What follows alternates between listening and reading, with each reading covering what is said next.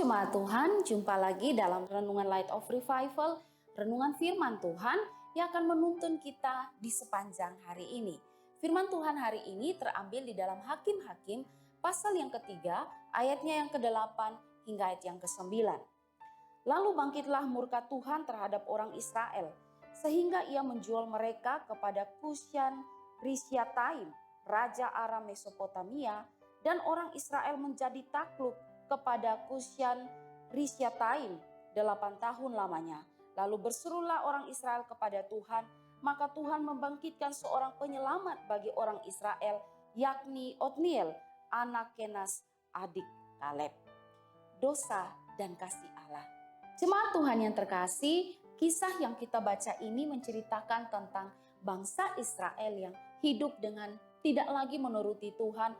Mereka sudah melupakan akan Tuhan. Mereka ada di dalam penyembahan berhala, mereka menyembah para Baal, mereka menyembah para Asyera, dan itulah yang mengakibatkan Tuhan begitu murka kepada mereka dan membiarkan mereka ditaklukkan oleh Raja Aram Mesopotamia dan mereka dikuasai selama 8 tahun. Mereka hidup dalam penderitaan, mereka hidup dalam penindasan selama 8 tahun. Dan akhirnya mereka sadar akan semua yang mereka lakukan. Kemudian mereka berseru kepada Tuhan, memohon pertolongan daripada Tuhan.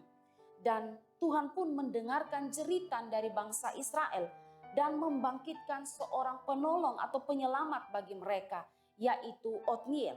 Otniel adalah hakim yang dibangkitkan oleh Tuhan untuk supaya dapat membebaskan bangsa Israel dari penindasan Raja Aram Mesopotamia pada saat itu.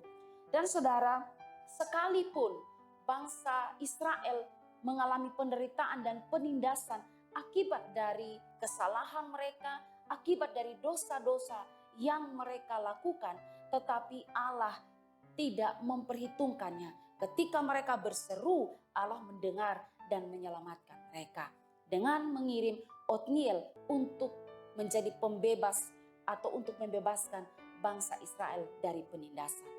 Saudara, dari kisah Otniel ini ada 2 hal yang kita belajar. Yang pertama yang kita belajar adalah bahwa dosa atau setiap dosa yang dilakukan itu memiliki konsekuensi. Saudara, penderitaan, kesengsaraan, penindasan yang dialami oleh bangsa Israel itu akibat dari perbuatan mereka sendiri. Mereka melupakan akan Tuhan, mereka hidup dalam penyembahan berhala, dan mereka melakukannya berulang-ulang kali. Mereka sering jatuh di dalam dosa, melakukan apa yang jahat kepada Tuhan. Dan mereka tidak pernah luput dari yang namanya konsekuensi dari segala dosa dan kesalahan yang mereka lakukan. Dan ini menunjukkan bahwa tidak ada seorang pun yang ada di dunia ini yang bisa bermain-main dengan dosa, yang bisa luput dari konsekuensi dosa.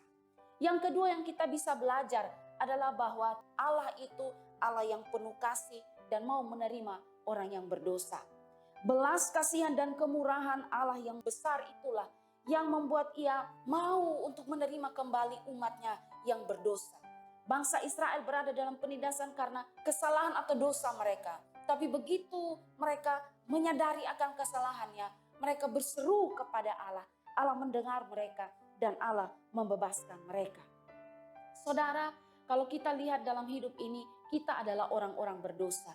Kita adalah orang-orang berdosa dan upah dosa ialah maut. Upah dosa ialah kebinasaan yang kekal. Tapi kita ingat bahwa kita punya Allah yang begitu besar kasihnya.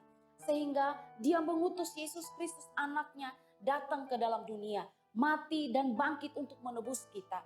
Kuasa dosa telah dipatahkan oleh kematian dan kebangkitan Kristus. Sehingga setiap kita yang percaya kepada Kristus pasti akan mendapatkan keselamatan dan pengampunan dosa. Karena itu kita yang orang berdosa, jika kita percaya kepada Kristus, maka kita mendapatkan pengampunan dosa dan hukuman dosa telah dihapuskan dari kita.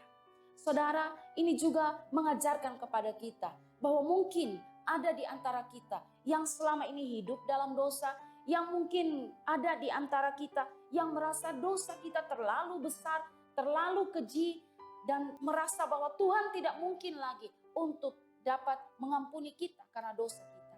Ingat bahwa Dia Allah yang pengasih, saat saudara datang kepada Tuhan, maka Dia akan membuka tangannya dan menerima saudara dan memberikan saudara pengampunan dosa dan keselamatan. Seperti bangsa Israel, sekalipun mereka melakukan hal yang jahat kepada Tuhan, tapi ketika mereka sadar dan mereka berseru, tangan Tuhan datang dan menolong mereka. Karena itu saudara, dari perenungan hari ini, kiranya ini meyakinkan kita bahwa kita punya Allah yang luar biasa. Dari perenungan firman Tuhan ini mengajarkan kepada kita, jangan bermain-main dengan dosa, karena dosa punya konsekuensi yang besar. Tapi juga kita punya Allah yang mau menerima kita. Jangan ragu untuk datang kepada Allah. Seberapapun besar dosa saudara, Dia akan terima saudara dengan penuh kasih, asalkan saudara mengaku dan mau bertobat. Kiranya firman Tuhan hari ini dapat menolong kita. Amin. Mari kita berdoa. Kami bersyukur Tuhan karena kami punya Allah yang mengasihi kami. Terima kasih karena kami adalah orang-orang yang berdosa, yang layak menerima hukuman. Tapi Allah mengasihi kami, mengutus Yesus Kristus datang ke dalam dunia, membebaskan dosa-dosa kami. Dan barang siapa yang percaya kepada Kristus mendapatkan pengampunan dosa dan keselamatan. Kami bersyukur untuk semua itu. Dan terima kasih untuk firman Tuhan hari ini yang kembali mengingatkan kami. Dalam nama Tuhan Yesus kami berdoa. Amin. Jemaat Tuhan yang terkasih, mari jadikanlah firman Tuhan sebagai terang dan pelita bagi jalan hidup kita. Tuhan memberkati kita.